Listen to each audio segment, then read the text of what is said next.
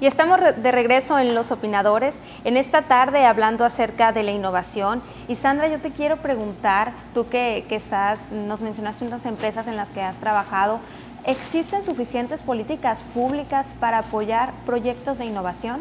En mi experiencia me ha tocado ver que se están haciendo varios intentos. No todos de ellos yo estoy totalmente de acuerdo. Creo que ahorita se ocupa, en el área de innovación muchas veces hay mucha incertidumbre. Creo que el impacto, entre más incertidumbre exista al momento de estar en ese proceso de elaboración, va a ser más grande el impacto que se tenga. Y muchos de los apoyos a los emprendedores, muchas de estas políticas se siguen manejando con un esquema tradicional. Lo podemos ver en miles de convocatorias que lo primero que te piden es un plan de negocios con corridas financieras de 5 o 10 años, cuando uno como emprendedor ni siquiera sabe quién va a ser su mercado, porque esto es tan revolucionario que no se sabe si la gente lo va a adaptar o no. Entonces, creo que se están haciendo los intentos, pero falta ese empuje de que se escuche a la sociedad y que se entienda que la innovación tiene que ser algo que se mueva rápido, son muy experimental, entonces por lo mismo no se puede manejar igual que como una empresa tradicional. Si uno quiere abrir un abarrotes, ya puede tener situada una esquina, cuánta gente pasa, cuánta gente va en promedio, qué porcentaje son mujeres, qué porcentaje son hombres, pero si estás creando algo que es completamente nuevo, que nadie lo ha visto, es muy difícil encajar esos números. Algo que yo veo mucho es que también ya las empresas están innovando dentro de ellas porque se han dado cuenta. Yo hablo por el sector de software. Hace 20, 30 años estaba la duda si en Hermosillo se estaba sacando el talento que pusiera a desarrollar software. Yo creo que eso ya está más que dado. Tenemos grandes empresas como Nearsoft, como Tiempo, que han demostrado que el talento está, que los egresados de las universidades pueden estar de calidad. Ya incluso empresas de Estados Unidos están viniendo a reclutar este talento. Y ahora estas mismas empresas también le están apostando a innovar dentro de ellas, a crear sus productos. Ya no nada más hacer los sistemas para otras, sino crear sus propios productos. Entonces, creo que por ese lado sí se están buscando los apoyos del gobierno, pero también se está haciendo algo porque es algo muy no conocido. Entonces yo invitaría a que se unieran más y se conocieran mutuamente el sector público y el sector emprendedor para que así de la mano poder salir. Porque yo veo las convocatorias y muchas veces digo, bueno, es que esto, si yo quisiera abrir algo tradicional me serviría perfectamente, pero 9 de las 10 cosas que me piden son incertidumbres, porque yo quiero crear algo que sobresalga, algo que va a venir a romper muchos estigmas, y para eso no se tienen los estudios de mercado, no se tiene mucha de la información que se usa tradicionalmente. Una suma de muchos factores enlazados entre sí, generando competitividad, que es algo que resaltaba mucho doctor Álvaro. Y por ejemplo, veo que manejas muchos ejemplos, Sandra, pero aquí en el estado de Sonora, ¿cómo estamos en materia de innovación, doctor? Bueno, verás, me quedaría con un poquito de lo que comentaba Sandra, en el sentido de, o la pregunta era, ¿hay políticas públicas que están promoviendo la innovación? Y uno pensaría que, pues sí, pensaría que sí, si aceptamos que en la retórica se dice estamos invirtiendo tal cantidad de dinero, como si el solo hecho de decirlo se estaría concretando los programas de apoyo a la innovación. Del dicho al hecho hay mucho trecho. Es como ante una ola de inseguridad o de violencia nacional o regional, se aprobara una ley en el Congreso que dijera se prohíbe la violencia en el país y en Sonora. Eso no es cierto, no es un asunto de leyes o de retórica, es un asunto de hechos. Y los hechos son distintos a la retórica, pues. Me parece que si en el contexto nacional la inversión en ciencia y tecnología e innovación es precaria, estamos hablando de que a nivel nacional se invierte en promedio alrededor de 0.5 del PIB en la promoción de la ciencia, la tecnología y la innovación, cuando los países que han podido escalar en términos económicos han invertido, o por lo menos invierten, en promedio 3 o 4% del Producto Interno Bruto. Y los países más prósperos y más desarrollados invierten hasta el 8% del Producto Interno Bruto. Eso a nivel nacional. Una gran diferencia. Una gran diferencia. Entonces, pues ahí esa es la realidad. Ahora, pregúntame cómo estamos en Sonora. Pues estamos peor. O sea, si a nivel nacional es el 0.5% del PIB, y eso hace ya, por definición, impone una condición de rezago nacional en el proceso innovador, pues en Sonora estamos peor. Si allá es el 0.5%, creo que aquí no llegamos ni al 0.1%. ¿Sí?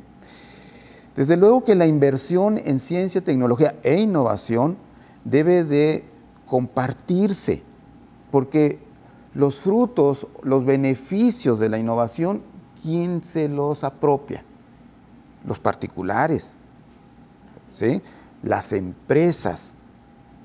Pero curiosamente, quienes son los beneficiarios de la ciencia, la tecnología y la innovación, no invierten en innovación, no invierten en ciencia y tecnología. ¿Sí?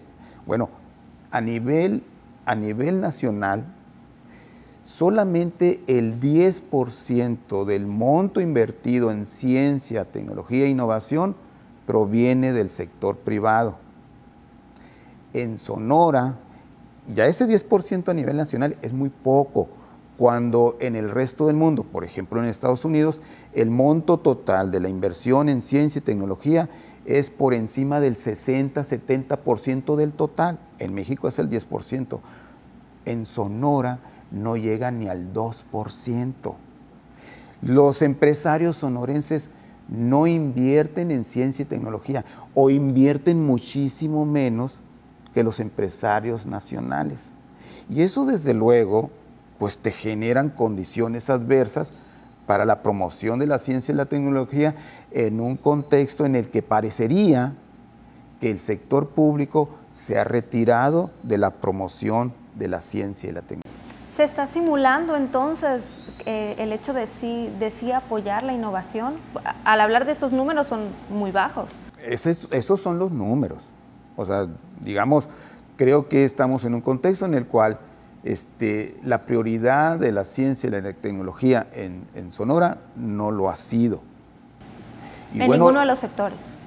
Desde luego que ninguno, desde luego. Ahora, y a pesar de que ocurre eso, Sonora en el contexto nacional tiene una posición muy importante en el ranking innovador nacional, pero no es porque exista inversión del gobierno estatal en ciencia y tecnología, sino que es producto de que en Sonora funcionan centros de investigación cuyo financiamiento es nacional, que hace o que permite que los indicadores de innovación sean interesantes, de tal manera que si uno rankea los 32 estados de acuerdo a un conjunto de indicadores, Sonora ocupa el lugar 6, 5, y en algunos parámetros puedes tener hasta el segundo lugar o hasta el tercer lugar, pero en general ocupa el quinto, el sexto lugar. Es una buena posición, sobre todo si pensamos que los primeros lugares lo ocupan estados pues, que son mucho más grandes, como por ejemplo el Distrito Federal, Nuevo León, Querétaro, Jalisco, Baja California. Sonora está compitiendo con ellos, pero compite Sonora porque, insistiría, en el contexto nacional operan centros de investigación cuyo financiamiento es federal, como por ejemplo el Centro de Investigación en Alimentación y Desarrollo, que está aquí por La Victoria, el INIFAP, ¿sí? Un área que tiene que ver con la geología, que es una dependencia de la Universidad Nacional Autónoma de México, el CIMNOR, ¿sí? El CIMNOR es el Centro de Investigaciones Biológicas que tiene una sede muy importante en Guaymas. Si no operaran en Sonora esos esos centros de investigación, seguramente el lugar que nos pone el Foro Mexicano de Ciencia y Tecnología, pues sería menor.